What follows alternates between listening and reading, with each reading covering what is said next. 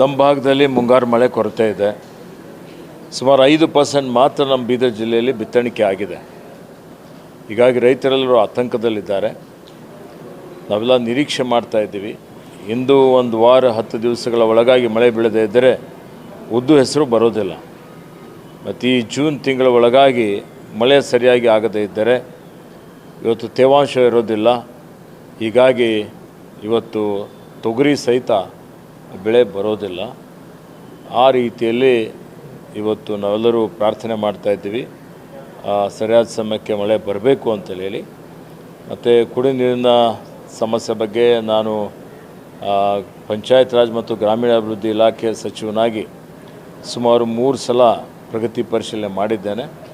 ಎಲ್ಲ ಜಿಲ್ಲೆಗಳಿಗೆ ನಾವು ಈಗಾಗಲೇ ಮುಂಗಡವಾಗಿ ಹಣವನ್ನು ಕೊಟ್ಟಿದ್ದೇವೆ. ಎಲ್ಲೆಲ್ಲಿ ಕುಡಿಯುವ ನೀರಿನ ತೊಂದರೆ ಇದೆ ಅಲ್ಲಿ ಖಾಸಗಿ ಬೋರ್ವೆಲ್ಗಳ ಮುಖಾಂತರ, ತೆರೆದ ಬಾವಿ ಬಾಡಿಗೆ ತೆಗೆದುಕೊಳ್ಳುವಂಥದ್ದರ ಮುಖಾಂತರ ಅಥವಾ ಟ್ಯಾಂಕರ್ ಮುಖಾಂತರ ಆದರೂ ತತ್ಕ್ಷಣವೇ ಕುಡಿಯುವ ನೀರಿನ ಸಮಸ್ಯೆ ಆಗದ ರೀತಿಯಲ್ಲಿ ನೋಡಿಕೊಳ್ಳಬೇಕು ಅಂತೇಳಿ ಎಲ್ಲ ಸಿಒಗಳಿಗೆ ಈಗಾಗಲೇ ಸೂಚನೆಯನ್ನು ಕೊಡಲಾಗಿದೆ. ಕುಡಿಯುವ ನೀರಿನ ಬಗ್ಗೆ ಯಾರೂ ಆತಂಕ ಪಡಬೇಕಾಗಿಲ್ಲ. ಇವತ್ತು ಸರ್ಕಾರ ಎಲ್ಲ ರೀತಿಯ ಕ್ರಮಗಳನ್ನು ತೆಗೆದುಕೊಂಡಿದೆ. ಮತ್ತು ಜಿಲ್ಲಾ ಮಟ್ಟದಲ್ಲಿ ಜಿಲ್ಲಾಧಿಕಾರಿಗಳು, ಜಿಲ್ಲಾ ಪಂಚಾಯಿತಿಯ ಮುಖ್ಯ ಕಾರ್ಯನಿರ್ವಹಣಾಧಿಕಾರಿಗಳು ಇವತ್ತು ನಿರಂತರವಾಗಿ ಅದಕ್ಕೆ ನಿಗಾ ವಹಿಸಿ ಕುಡಿಯುವ ನೀರಿನ ವ್ಯವಸ್ಥೆ ಮಾಡ್ತಾಯಿದ್ದಾರೆ. ಈಗ ಪಂಚಾಯತಿಗಳ ಮಟ್ಟದಲ್ಲಿ ಸರ್, ಈಗ ಸರಿಯಾಗಿ ಹಣ ಬಳಕೆ ಆಗೋದಿಲ್ಲ, ಶುಚಿತ್ವಕ್ಕೆ ಆದ್ಯತೆ ಕೊಡೋದಿಲ್ಲ, ಸೊ ಈ ಥರದ್ದೆಲ್ಲ ದೂರುಗಳಿದ್ದಾವೆ ಸರ್. ನೋಡಿ, ಈಗಾಗಲೇ ನಮ್ಮ ಅಧಿಕಾರಿಗಳು ಹಗಲೆಲ್ಲೂ ಇವತ್ತು ಶ್ರಮ ಮಾಡ್ತಾ ಇದ್ದಾರೆ. ಪಂಚಾಯತ್ ಮಟ್ಟದಲ್ಲಿ ಸ್ವಚ್ಛತೆ ಕಾಪಾಡಬೇಕು, ಪ್ಲಾಸ್ಟಿಕ್ ತ್ಯಾಜ್ಯ ಎಲ್ಲೂ ಕಾಣಿಸಬಾರ್ದು. ಇವತ್ತು ಘನತ್ಯಾಜ್ಯ, ಮಲತ್ಯಾಜ್ಯ ವಿಲೇವಾರಿ ಸರಿಯಾಗಿ ಮಾಡಬೇಕು. ಇವತ್ತು ಪರಿಸರ ಪ್ರಕೃತಿ ಸಂರಕ್ಷಣೆ ಮಾಡಬೇಕು, ಹಸಿರು ಹೊದಿಕೆ ಜಾಸ್ತಿ ಮಾಡಬೇಕು, ಕೆರೆಗಳ ನಿರ್ವಹಣೆ ಮಾಡಬೇಕು, ಇವತ್ತು ಅಂತರ್ಜಲ ಮಟ್ಟ ಹೆಚ್ಚಿಗೆ ಮಾಡಬೇಕು ಅನ್ನುವಂಥದ್ದು. ಮತ್ತು ಆಡಳಿತದಲ್ಲಿ ಪಾರದರ್ಶಕತೆ ತರಬೇಕು. ಮತ್ತು ಎಲ್ಲ ಸರ್ಕಾರಿ ಸೌಲಭ್ಯಗಳನ್ನು ಜನರಿಗೆ ಮುಟ್ಟಿಸುವಂಥ ಕೆಲಸ ಮಾಡಬೇಕು ಅನ್ನುವಂಥ ಒಂದು ಸೂಚನೆಯನ್ನು ಈಗಾಗಲೇ ಕೊಡಲಾಗಿದೆ.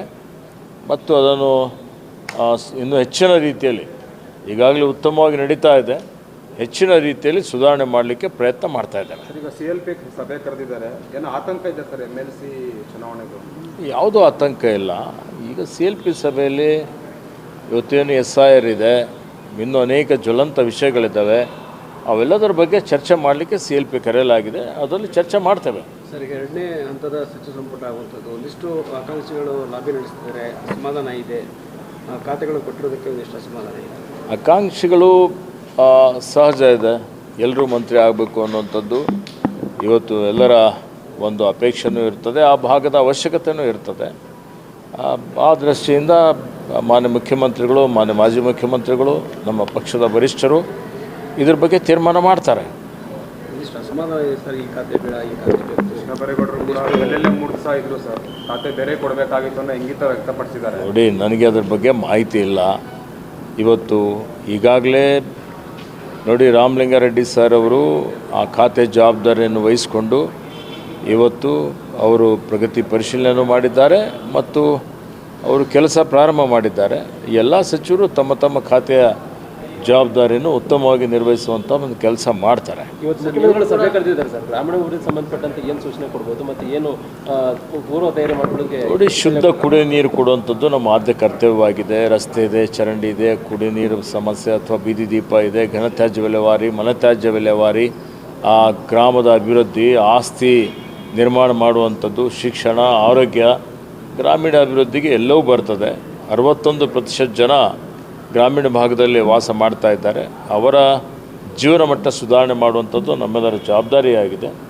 ಹೀಗಾಗಿ ಇವತ್ತೆಲ್ಲ COಗಳು ಬಂದಿದ್ದಾರೆ, DC ಅವರು ಬಂದಿದ್ದಾರೆ.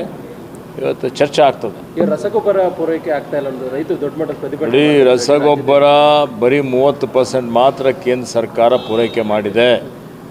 ರಾಜ್ಯಗಳಿಗೆ ರಸಗೊಬ್ಬರ ಕೊಡುವಂಥ ಜವಾಬ್ದಾರಿ ಕೇಂದ್ರ ಸರ್ಕಾರದಿದೆ. ಹೀಗಾಗಿ ಕೇಂದ್ರ ಸರ್ಕಾರ ರಸಗೊಬ್ಬರ ಪೂರೈಕೆ ಮಾಡಬೇಕು, ಎಷ್ಟು ಅವಶ್ಯಕತೆ ಇದೆ ಅಷ್ಟು ಮಾಡಬೇಕು ಅನ್ನುವಂಥ ಒತ್ತಾಯವನ್ನು ಮಾಡ್ತೇನೆ. ರಾಜ್ಯ ಸರ್ಕಾರದಿಂದ ಎಷ್ಟಿದೆ ಅಂತ ಈ ಮಾಹಿತಿ ಕೊಡ್ತೀರಾ ಸರ್? ಇವತ್ತು ಮಾಹಿತಿ ಇವತ್ತು ಕೊಡ್ತೀವಿ. ಇವತ್ತು ಮಾಹಿತಿ ಕೊಡ್ತೀವಿ. ಸರ್ ನಿಮಗೆ ಕೊಟ್ಟಿರುವಂಥ ಖಾತೆ ತೃಪ್ತಿ ಇದೆಯಾ? ನೀವು ಕೂಡ DCM ಆಕಾಂಕ್ಷಿ ಇದ್ರಿ. ನೋಡಿ, ನಾನು ಈಗಾಗಲೇ ಹೇಳಿದ್ದೇನೆ, ಇವತ್ತು ನಾವೆಲ್ಲ ಇಲ್ಲಿ ಸೇವೆ ಮಾಡಲಿಕ್ಕೆ ಬಂದಿದ್ದೇವೆ.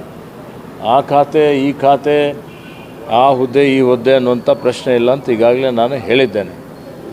ಯಾವುದೇ ಎಲ್ಲ ಖಾತೆಗಳು ಮಹತ್ವದಾದಂಥ ಖಾತೆನೇ ಇದ್ದಾವೆ.